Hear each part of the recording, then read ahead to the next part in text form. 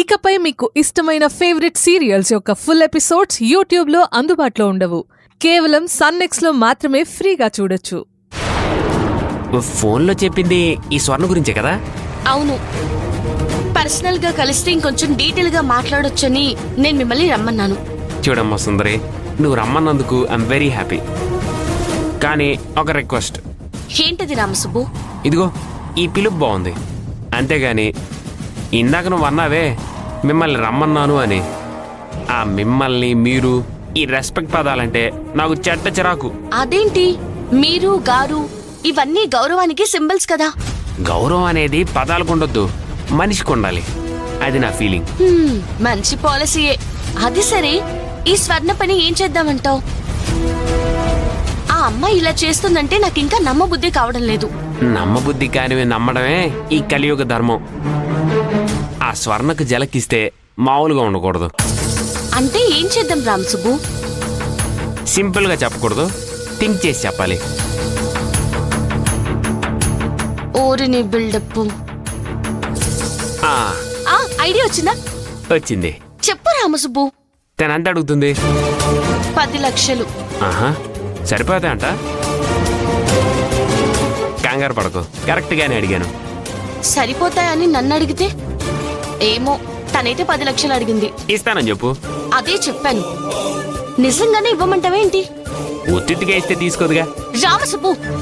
అమ్మా కంగారు పడకండి. ఇందాకేం చెప్పాను? జలక్కిస్తే ఆ స్వర్ణ దండం పెట్టి డబ్బొద్దు ఏమొద్దు అనేలా చేస్తాను.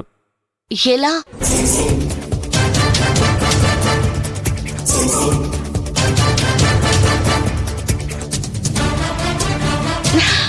డన్. Double done.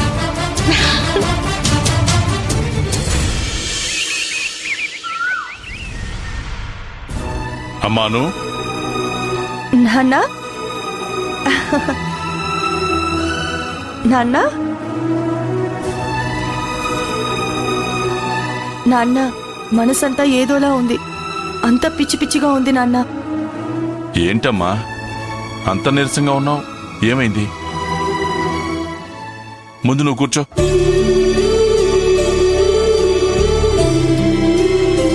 నాన్న, నా సరోగసి బేబీ ఎవరి దగ్గరుందో తెలియడం లేదు.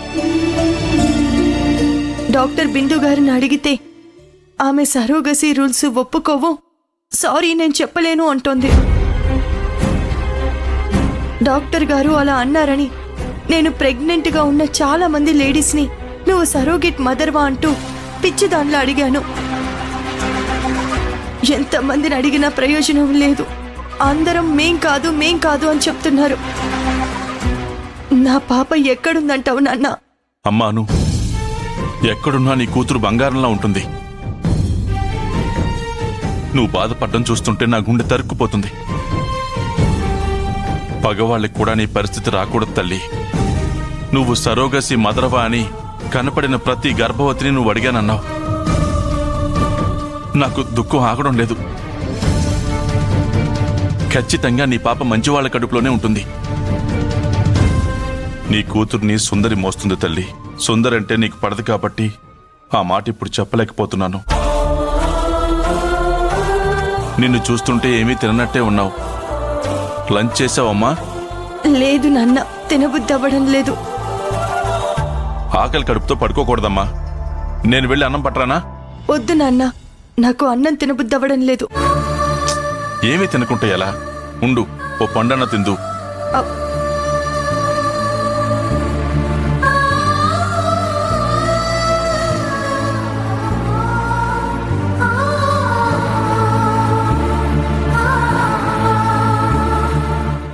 ఇదిగోమ్మా తిను. నాన్న,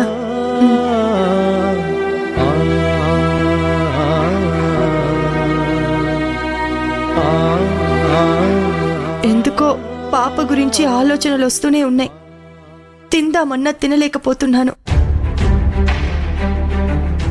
నేను నా పాపను మోస్తున్న మదర్ని చూడాలి. అమ్మాను, ఇంకొక 5 నెలలు ఆగితే నీ చేతిలో నీ పాప ఉంటుంది కదా.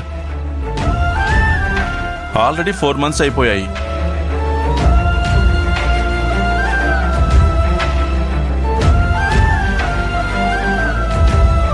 అమ్మాను ఇంకొక 5 months అంటే ఇలా చూస్తుండగానే అలా అయిపోతాయి. అంతెందుకు, సుందరి కూడా ప్రెగ్నెంటే కదా. సుందరి నువ్వు చూస్తూనే ఉన్నావు కదా. సుందర్ ప్రెగ్నెంట్ అయిందంటే రోజులు ఎంత ఫాస్ట్గా వెళ్తున్నాయో చూడు.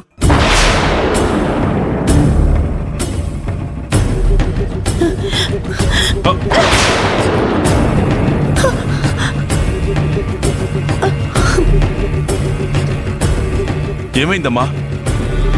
ఉన్నట్టుండి కత్తితో పొడుచుకోవాలనుకోవడం ఏంటి? నాన్న, మీరు ఆ సుందరి కడుపుతో నా కడుపుని పోలిస్తే నేను పొడుచుకొని చచ్చిపోతాను. చిచి, ఆ సుందరి దరిద్రమైన కడుపుని చూసి నా బిడ్డలా ఊహించుకోమంటావా? నా ఊహకు కూడా ఆ సుందరి పనికిరాదు. నా బంగారు తల్లి పెరిగే కడుపు చాలా గొప్పదై ఉంటుంది. ఆ డాక్టర్ బిందు సుందరి లాంటి చెత్త కడుపుని సరోగసికి వాడుకోమన్నా వాడుకోరు నాన్న.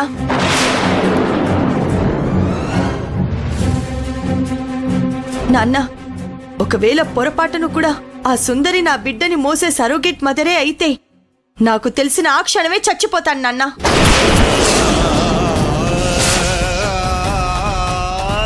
కనీసం నా బిడ్డను కూడా నా కళ్ళతో చూడను. తనంటే నాకు అంత ద్వేషం.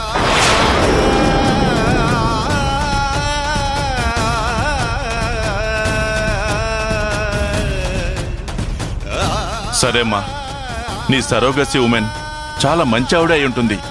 నువ్వేం ఆవేశపడకమ్మా.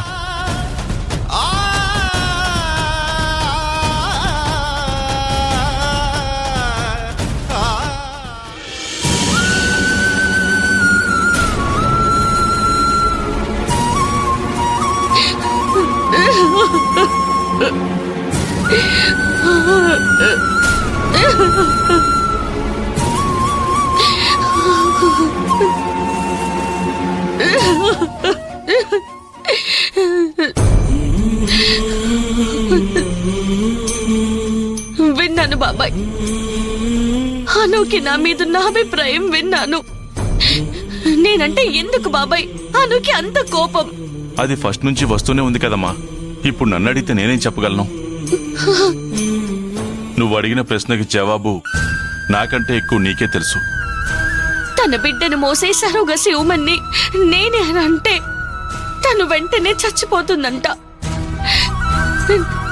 నా బాధ నన్ను హీనంగా చూసినందుకు కాదు బాబాయ్. ఇప్పుడు తన బిడ్డను నేనే నా కడుపులో మోస్తున్నానని ఒకవేళ పొరపాటున ఆ సరోగసి మదర్ని నేనే అని తెలిస్తే అప్పుడు అను మేడం ఏమవుతుందో అన్న భయంతో మాట్లాడుతున్నాను. అమ్మా సుందరి, స్వయానే నువ్వే అను పరిస్థితిని చూస్తున్నావు. అసలే ఆస్తి లేక ఒకవైపు ఆ రాజేశ్వరి దేవి గారు తనే పెంచి తనే తుంచినట్టుగా మళ్ళీ ఆస్తిని పల్లవ పేరు మీద రాసేసరికి అను బాగా డిస్టర్బ్ అయిందమ్మా. అదే ఒక సమస్య అనుకుంటే ఇప్పుడు తన కూతురు గురించి ఇంకా పెద్ద సమస్య ఏర్పడింది. ఇప్పుడు ఈ సమస్య నుంచి అను నువ్వే కాపాడాలి. నేనెలా కాపాడగలను బాబాయ్? అను మేడంని చూశాక నా పరిస్థితి టెన్షన్ గా అయిపోయింది. అమ్మ సుందరి, నువ్వు నాకు బిడ్డవే, అటు అను కూడా నాకు బిడ్డే.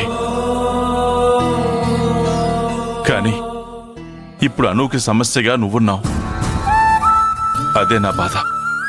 బాబాయ్, ఇప్పటి వరకు అను మేడం బిడ్డను సరోగసిలో నేను మోస్తున్నానంటే అను మేడంకి గొప్ప సహాయం చేస్తున్నాను అనే ఆలోచనలో ఉన్నాను.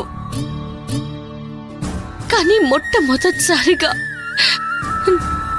అను మేడంకి నేను చేసే పని వల్ల ఒక సమస్యగా ఉన్నాను అంటున్నారు. అంతే కదమ్మా.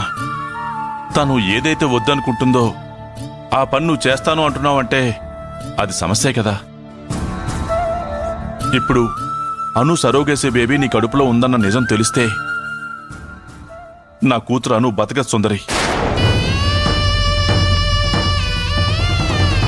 నేను ఈ పరిస్థితిలో ఏం చేయాలో అర్థం కావట్లేదు బాబాయ్. పెద్దవారు మీరే ఏదైనా సలహా ఇస్తే నేను పాటిస్తాను. నా కూతురు బతకాలి అంటే ఈ నిజం బయటికి రాకూడదు. అది ఎలా బాబాయ్?